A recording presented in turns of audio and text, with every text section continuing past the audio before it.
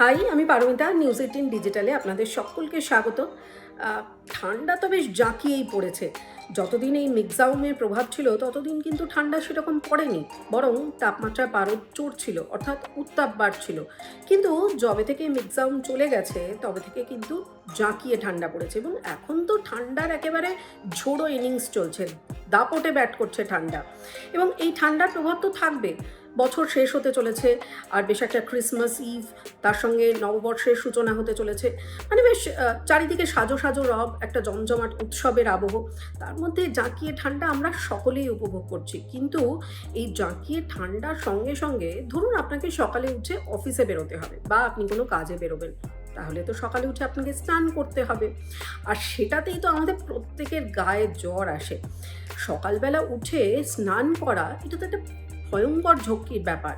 কিন্তু আপনি ধরুন শীতকালে আমরা প্রত্যেকেই এটা করেই থাকি যে ঠান্ডা জলের সাথে গরম জল মিশিয়ে গরম জলে স্নান করে থাকি। কিন্তু এই গরম জলে স্নান করা আপনার জন্য কতটা ক্ষতিকারক হতে চলেছে আপনি কি নিজে জানেন?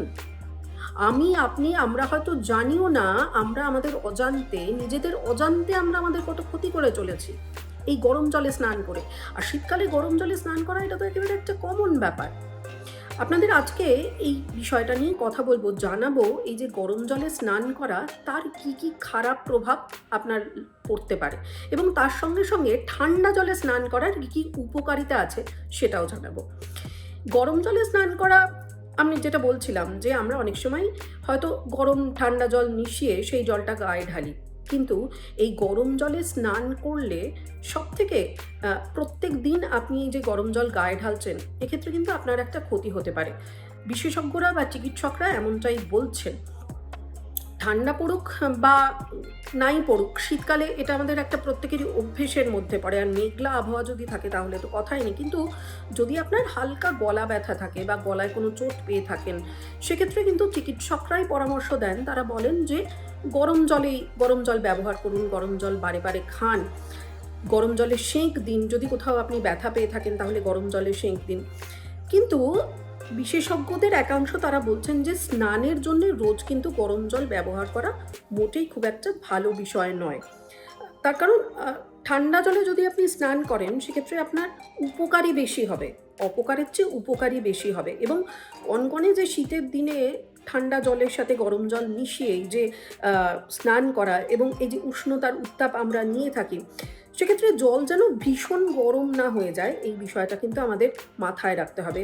আপনি একটা কাজ করতেই পারেন। আমরা শীতকালে অনেকেই, আমাদের আগেকার দিনে মা ঠাকুমারা এই টোটকা, এই দাওয়াই আমাদের দিতেন যে রোদ তো থাকে, সেই রোদের জলে যদি আপনি 1 বালতি জল ভরে রোদে রেখে দেন, সেই জল দিয়ে যদি আপনি স্নান করেন, তাহলে কিন্তু আপনি এই যে উষ্ণ কুসুম কুসুম গরম জলের সেই উত্তাপটাও পাচ্ছেন, এবং ডিরেক্টলি গরম জলের যে ক্ষতিকারক প্রভাব, সেই প্রভাবের মধ্যেও আপনাকে পড়তে হচ্ছে না। তাহলে বালতি ভরে জল রোদে রেখে দিতে পারেন, সেই জল যখন একটু একটু কুসুম কুসুম উষ্ণ হয়ে গেল, সেই জল গায়ে ঢালতে পারেন, আরামও পাবেন, তার সাথে উপকারও হবে। সবথেকে বেশি যেটা ক্ষতি হয় গরম জলে স্নান করলে, ত্বকের ক্ষতি হয় এবং আরও বেশ কিছু সমস্যা তৈরি হয়। এবং সেই কারণেই আপনাদের বলে রাখি যে ঠান্ডা জলে স্নান করার কি কি উপকারিতা আছে সেটা একটু জেনে নিন। রোগ প্রতিরোধ ক্ষমতা বাড়ে। যদি আপনি রোজ শীতকালে সকালে উঠে এই ঠান্ডাকে জয় করাটা, এটাই তো একটা সবথেকে বড় চ্যালেঞ্জ, একটা সবথেকে বড় ব্যাপার। প্রথমত তো চাদর বা লেপ বা কম্বল সরিয়ে বিছানা ছেড়ে ওঠা, এটা একটা বড় প্রতিবন্ধকতা, বড় চ্যালেঞ্জ। সেই প্রতিবন্ধকতা জয় করে আপনি বাথরুমেও হয়তো ঢুকলেন, কিন্তু তারপরে হি করে কাঁপতে কাঁপতে ঠান্ডা জলে স্নান করা, ভাবলেই যেন গায়ে জ্বর আসে। কিন্তু সেই ঠান্ডা জল যদি আপনি গায়ে ঢেলে ফেলতে পারেন, তাহলে কিন্তু আপনার রোগ প্রতিরোধ ক্ষমতা অতি অবশ্যই বৃদ্ধি পাবে। বিভিন্ন গবেষণায় দেখা গেছে যে যারা নিয়মিত ঠান্ডা জলে স্নান করেন তাদের মধ্যে কিন্তু রোগ প্রতিরোধ ক্ষমতা অনেকাংশেই বৃদ্ধি পায় যারা এই গরম জলে স্নান করেন তাদের থেকে। তার থেকেও আরও একটা বিষয় যে আপনার ত্বকে কোনো পরিবর্তন হবে না। আমরা তো আজকাল প্রত্যেকেই ভীষণ রকম সচেতন নিজেদের স্কিন নিয়ে, নিজেদের কমপ্লেকশন নিয়ে। সেক্ষেত্রে আমরা এত টাকা বিউটি পার্লারে খরচ করি, কিন্তু যদি আপনি গরম জলে স্নান করেন সেক্ষেত্রে কিন্তু ডিরেক্টলি গরম জল বা হিটটা যদি আপনার স্কিনে লাগে, সেক্ষেত্রে কিন্তু আপনার ত্বকের ক্ষতি হতে পারে। কিন্তু যদি আপনি কনকনে ঠান্ডা জলে স্নান করেন, সেক্ষেত্রে কিন্তু আপনার ত্বক আরও বেশি উজ্জ্বল হবে, ক্ষতি হওয়ার সম্ভাবনা তো দূরস্ত। তার সঙ্গে সঙ্গে আপনাদের জানিয়ে রাখি যে ত্বকে বেশ কিছু পরিবর্তন হয়ে যায় গরম জলে স্নান করলে। তার কারণ একটা আস্তরণ তৈরি করে, সেই আস্তরণটাই কিন্তু আমাদের ত্বকে ক্ষতিকারক প্রভাব তৈরি করে। এবং অতিরিক্ত ঠান্ডা লাগা, সর্দি কাশি, জ্বর যাদের এই ধরনের মানে ঠান্ডা লাগার প্রবণতা রয়েছে, তাদের কিন্তু ঠান্ডা লাগার প্রবণতা অনেকাংশেই কমে যায় যদি আপনি ঠান্ডা জলে স্নান করে ফেলতে পারেন। আরও একটা বিষয়, মানসিক চাপ কমাতে, দুশ্চিন্তা বা অবসাদে যারা ভুগছেন, এই দুশ্চিন্তা বা অবসাদ কাটাতেও কিন্তু এই ঠান্ডা জলে স্নান একটা দারুণ উপকারী বিষয়। শরীর মন দুই একেবারে ফুরফুরে থাকে, তরতাজা থাকে। যে কোনো রকম অবসাদ কাটানোর জন্য একেবারে এক বালতি ঠান্ডা জল যদি আপনি সকালে উঠেই গায়ে ঢেলে নিতে পারেন, একেবারে জাদু মন্ত্র বলে আপনার সমস্ত রকম এই মানসিক ক্লান্তি, অবসাদ, লেথার্জি সব কিছু কিন্তু এক নিমেষে ভ্যানিশ হয়ে যাবে।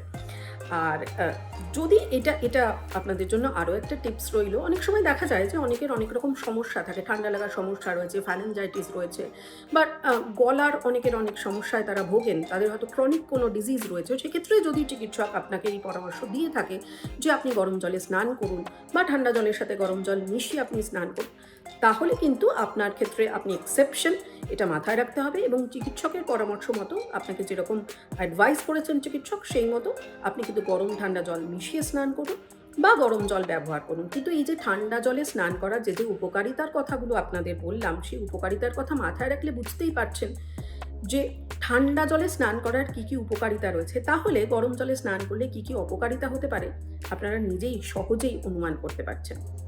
এই ঠান্ডার মধ্যে হিহি করে কাঁপতে কাঁপতে ঠান্ডা জল গায়ে ঢালার এরম একটা টিপস দিলাম বলে কেউ কেউ হয়তো আমার উপরে রেগেও যেতে পারে, কিন্তু কি করব বলুন, এই টিপসগুলো অত্যন্ত জরুরি এবং দরকারি বলে মনে হলো, সেই জন্য শেয়ার করার জন্য চলে এলাম আপনাদের সামনে।